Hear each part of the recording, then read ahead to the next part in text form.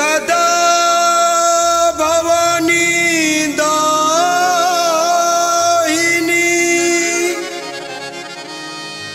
सन्मुख रहत गणेश। हाँ पांच देव रक्षा करे तमोई ब्रह्मा विष्णु महेश।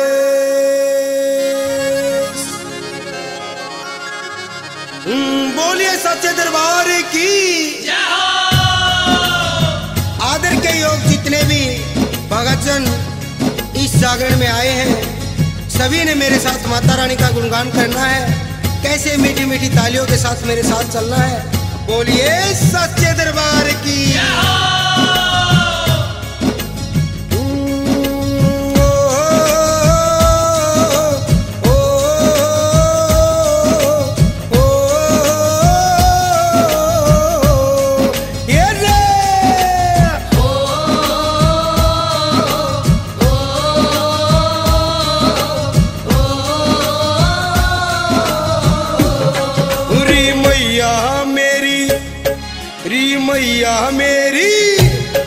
री मैया मेरी आ जाइयो री तेरे भगता ने जोत जलाई। री मैया मेरी आ जाइयो री तेरे भगता ने जोत जलाई। री मैया तेरे भगता ने जोत जलाई।